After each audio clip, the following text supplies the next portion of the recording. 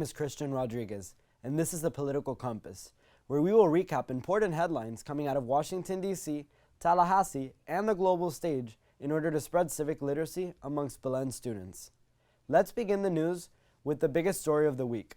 Finally, on Wednesday, the United States House of Representatives elected its 56th Speaker of the House. After over 3 weeks of continuing gridlock over who would succeed former Speaker Kevin McCarthy after he was ousted from his position by a group of dissenting Republicans and all Democrats in the House, Congressman Mike Johnson of Louisiana was elected. Speaker Johnson is a relative newcomer to the U.S. House, being only in his 4th term and never having served as the chairman of any committees. His only leadership experience in the House has been serving as vice chair of the House Republican Conference since 2021. This has been noted as a contributing factor to his likability amongst many House Republicans who were looking for an outsider candidate, rather than other members of the current leadership like Majority Leader Scalise, Majority Whip Tom Emmer, and Judiciary Committee Chairman Jim Jordan, all 3 of whom launched bids and lost prior to now Speaker Johnson's attempt at the top job. Speaker Johnson was elected with the unanimous support from all 220 present Republican members of the House on the floor of the chamber. Johnson is known as both socially and fiscally very conservative, especially as he is an evangelical Christian. He is known for being one of the architects of the plan to overturn the 2020 election in order to keep former President Trump in office, citing widespread allegations of fraud, all of which have been disproven in courts of law at all levels.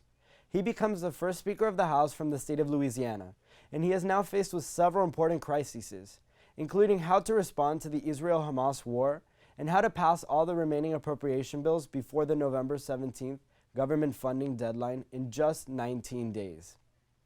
The first piece of legislation passed under newly elected Speaker Johnson's watch was a resolution condemning Hamas's attack on Israel and reaffirming the United States' commitment to stand with one of its closest allies, Israel. It passed with overwhelming support by a vote of 412 in favor, 10 against, and 6 present votes. 9 votes against were from Democrats, and 1 vote against was from a Republican congressman. This comes just days after President Biden's primetime Oval Office address, in which he explained why Israel and Ukraine prevailing in their respective conflicts is essential to the United States' national security. In this speech, the president also made a request to Congress to pass an $106 billion supplemental, which would fund Israel, Ukraine, Taiwan, and funding for the border with Mexico. The effort of linking Ukraine and Israel's aid was intentional, as many Republicans have said they would not support giving more money to the Eastern European country. This sentiment was summed up by a statement from Florida U.S. Senator Rick Scott, who said that, quote, "There is overwhelming bipartisan support for Israel, and we can get an aid package passed in the Senate quickly. The same cannot be said about Biden's asks on Ukraine aid." The future of this package is unknown, especially in the House, with a new speaker who has been opposed to more aid for Ukraine. On Wednesday, the Attorney General of the District of Columbia charged New York Democratic Congressman Jamal Bowman with a criminal misdemeanor charge for the 30th, when the House of Representatives was voting on a continuing resolution to fund the government. Many Republican members of Congress, like Congresswoman Nicole Malliotakis, said that the Congressman Bowman pulled the alarm in order to delay the vote.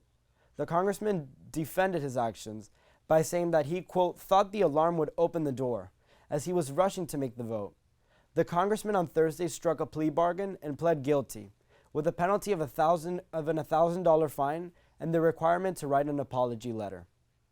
In big political news, this week, North Carolina Republicans in the state legislature, where they hold a supermajority, passed new congressional and state legislative maps that are seen as heavily partisan gerrymanders, which would result in a change in the congressional delegation from the current 7 Democrats and 7 Republicans to only 3 Democrats and 11 Republicans.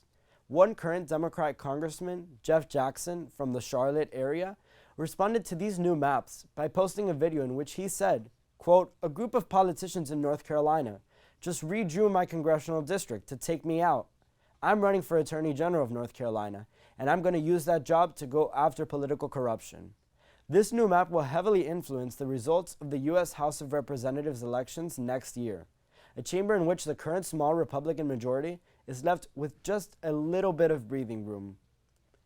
In other redistricting news, on Thursday, a federal judge in the Northern District of Georgia, based in Atlanta, struck down the current congressional maps passed by the state legislature 2 years ago as a racial gerrymander, violating the Voting Rights Act.